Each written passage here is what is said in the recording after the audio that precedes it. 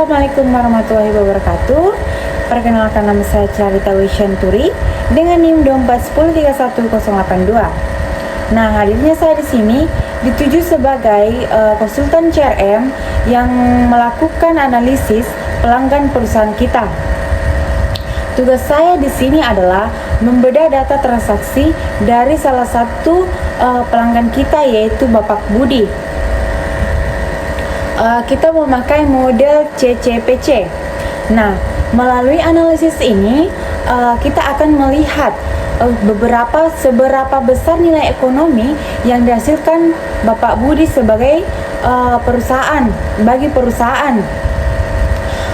Apakah beliau termasuk pelanggan bernilai tinggi, dan strategi apa yang harus kita ambil untuk memaksimalkan hubungan kita dengan beliau kepada depannya. Oke, baik, kita akan masuk dalam perhitungan. Nah, mari kita bedah komponen nilai P, N, L, dan T yang diberikan Budi dalam satu kuartal terakhir. Yang pertama itu P. Budi membeli produk X sebanyak 2 unit seharga 550. Nah, per unitnya. Nah, dan produk Y sebanyak 1 unit seharga 300. Jadi, profit langsung dari transaksi Budi adalah 600. Nah, untuk yang kedua, N, Budi yang berhasil merujuk 2 orang teman yang masing-masing bertransaksi 200. Nah, ini memberikan nilai kayak revelannya itu sebanyak 400 saja. Nah, di mana Budi membuat usulan positif dengan jangkauan 500 orang dan tingkat harga gemensnya itu 4%.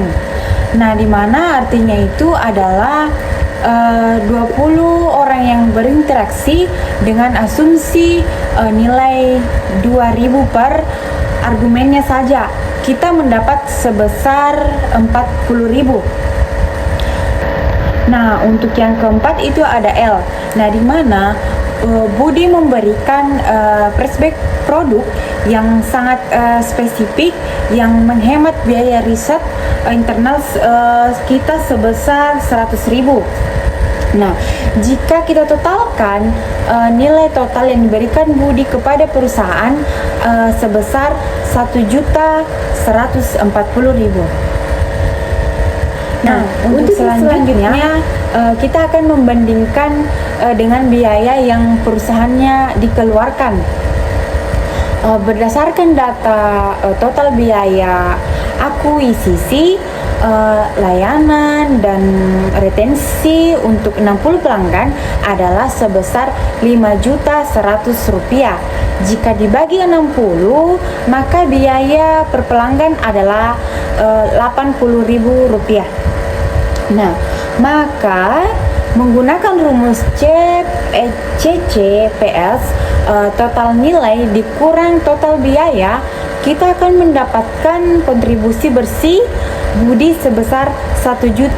Berdasarkan analisis tersebut, saya memberikan 2 rekomendasi strategi CRM.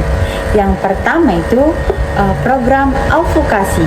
Nah, di mana mengingat Budi aktif di media sosial dan memberikan lead volume yang kuat, kita harus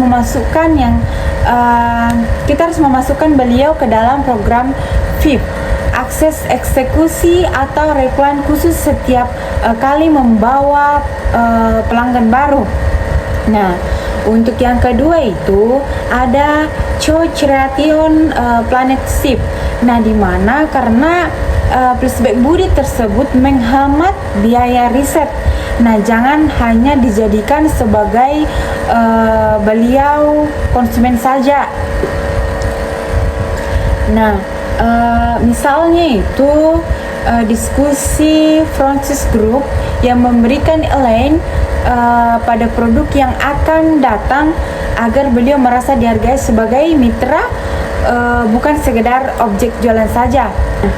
Kita sudah sampai pada kesimpulan dari penjelasan saya. Oke, baik. Di sini sih kita akan masuk pada kesimpulan dari penjelasan yang sudah saya paparkan tadi. Nah, dengan fokus mempertahankan pelanggan seperti Budi, kita tidak hanya menjaga arus kas saja, tetapi juga membangun pertumbuhan perusahaan yang berkelanjutan secara organik.